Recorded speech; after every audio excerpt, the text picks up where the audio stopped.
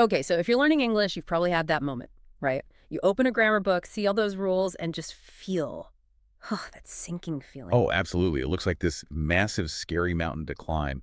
So much terminology, so many exceptions. Exactly. It feels academic, like Yeah. something you have to just endure, not something useful. Well, that feeling is super common. Okay. So we decided to do a deep dive. We looked into a discussion called Learning Grammar Skills, Hmm. specifically to find sort of a strategic shortcut. Right. We're not here to, drown you in verb tables. Hmm. The mission is to give you, the learner, clear, practical steps, stuff you can actually use. Actionable steps. Yeah, things distilled from what we looked at, so grammar stops being this frightening maze Yeah. and hopefully becomes more like a clear path. Okay, so that's the goal for this deep dive. We want to set the stage. Hmm. What's the smartest way to spend your study time? We'll start with why. Why is this structure stuff actually important? And then the really crucial bit, how do you tackle it strategically, step by step without getting totally overwhelmed? Sounds like a plan. All right, let's get into the why. You hear this sometimes, right? Learners think, look, if I know enough words, people will get what I mean. Why stress about tiny grammar details? Yeah, that's a really common thought, but it's kind of a dangerous assumption. Yeah. The source material we looked at tackles this head on. Oh, what's the core answer they give? It's pretty simple, actually. Grammar is what helps us build correct sentences. Think of it like the skeleton of the language. Okay, the skeleton. Yeah. Without that structure, the person listening has to do all the work, trying to figure out what you mean. It leads to confusion or just friction, makes conversation harder. And the sources had this great little example, didn't they? The difference between he go and he goes. Tiny difference, just one letter. Exactly. Yeah. Why does that one little ums matter so much? Tell us. Well, because that's A's is doing a lot of heavy lifting, information-wise. Mm. It tells you the tense, it confirms the subject agrees with the verb. Instantly. Instantly. If you leave it out, he goes, a native speaker hears that and their brain kind of stumbles for a microsecond. They have to pause, spot the error, mentally fix it to he goes. Yeah.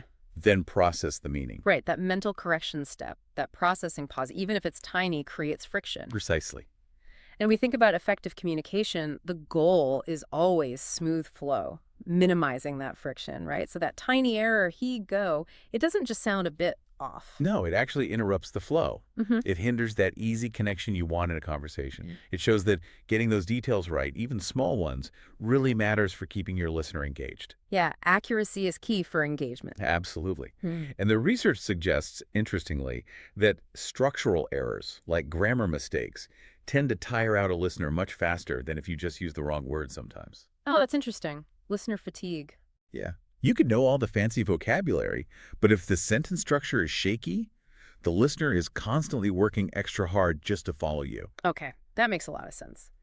So if these structural errors cause so much friction, the big question for someone feeling overwhelmed is, where do I start? Like I open that huge grammar book, see 50 chapters, and I just want to close it again. What's the absolute first, most crucial tip from the sources for avoiding that info avalanche? The advice we pulled out is simple but really powerful. You have to let go of trying to learn everything at once. Just abandon that idea. Okay. Don't try to be exhaustive. Exactly. Because trying to learn it all guarantees you'll get overloaded and probably just give up. The smart tactic is to focus only on the basics first, the foundational stuff. It's like the 80-20 rule, right? Focus on the 20% of grammar that causes 80% of the problem. Pretty much, yeah. Focus on the structures where mistakes cause the most friction, the most common errors people make. And the sources were specific about these basics. They pointed to 3 key areas. That's right. Tenses, subject-verb agreement, and question forms. Okay, let's break those down quickly for someone totally new. Tenses. Tenses are basically about time, making sure you're placing the action correctly. Is it happening now? Did it happen yesterday? Will it happen tomorrow? Getting that right is fundamental. Okay, and subject-verb agreement. That's the he goes example again. It's making sure your verb matches who or what is doing the action. So I go, he goes, they go. Getting that basic math right. Got it. And the third one, question forms. That's just knowing how to actually ask a question correctly in English, how to rearrange the words, use the right helping verb so it sounds natural and not like a statement with a question mark tacked on the end. So if a learner really nails down those 3, getting the time right with tenses, matching subjects and verbs, and forming basic questions correctly, they're hitting the big ones. Absolutely. They're tackling the errors that cause the most confusion and listener fatigue. It gives you that solid skeleton we talked about. It's the foundation. And that connects back to avoiding overwhelm, doesn't it? It does. Learning slowly, focusing only on these core things first, gives your brain time to absorb it. Right. Time for it to go from just a rule you memorized to something you can actually use without thinking too hard. Right, automaticity. Yeah, trying to learn, complex stuff like the future perfect continuous when you're still saying he go is. Well, it's not the best use of your time. Okay, that makes sense. Build the foundation first. So knowing the rule versus applying the rule automatically, that's a big jump. Huge jump. Once someone gets these basics conceptually, how do they make that jump? We need to talk about practice, habit building. The sources were clear. Practice is vital. Yep, non-negotiable. But what about the fear? What if someone is just terrified of speaking or writing because they know they'll make mistakes? That's a really important point. The recommendation isn't about intensity, it's about consistency. Okay. The advice isn't, lock yourself away for 8 hours on a Saturday drilling grammar rules. It's try to speak or write just a little bit every day. Even just 5 minutes. Even 5 minutes. Maybe it's just thinking through something in English in your head, or writing a short email, or a quick note, anything that forces you to actively use the structures you're focusing on. Consistency over intensity. I like that. But I still feel that fear factor. Practicing daily sounds great, but if you're scared of mistakes, isn't that just daily torture? How does practicing mistakes actually help you improve if your instinct is to hide them? Okay, this is where the really critical mindset shift comes in, according to the sources. What's the shift? You have to stop seeing mistakes as failures. They aren't failures. They are actually necessary. They're essential feedback.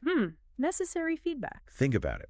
Every time you get a tense wrong or mess up subject-verb agreement and you notice it, that mistake is giving you data. Data. Yeah, it's telling you exactly what you need to focus on next time. It pinpoints the weak spot in your understanding or application if you avoid making mistakes altogether. I never find the weak spots. Exactly. You're just hiding the parts of your language building that need reinforcing. So it's like stress testing a bridge. You don't know where it's weak until you put some load on it. That's a great analogy. Using the language every day, even if imperfectly. Making those low-stakes errors, that is the stress test. And that's what fuels real growth. Embrace the imperfection as part of the process. That's the core message. Use that daily practice, mistakes and all, to move from just knowing the rules in your head to actually using them naturally, automatically. Wow, okay. Boiling it all down, this deep dive really gives a clear strategy, doesn't it? Grammar doesn't have to be this terrifying thing. Not at all.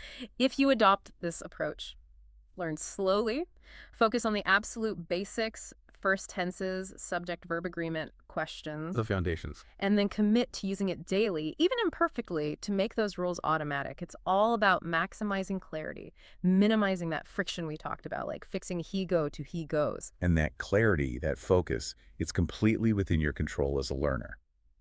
Which leads us to the final thought. Okay, let's hear it. The provocative takeaway. Yeah, building directly on this idea of embracing mistakes and daily practice from the sources, here's a challenge for you, the listener. All right, challenge accepted. Think right now. Which one of those 3 core areas, tenses, subject-verb agreement, or question forms, feels like your weakest spot? Which one trips you up the most? Okay, got one in mind. Now, the challenge is this.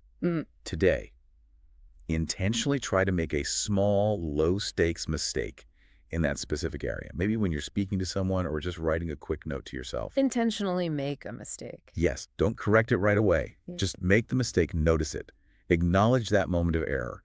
Use it purely as a learning opportunity, a way to stress test that specific skill and grow from it. That is provocative. Flipping the script on errors. Instead of avoiding them, seek one out for learning. Exactly. It's about taking control of the learning process, imperfections and all.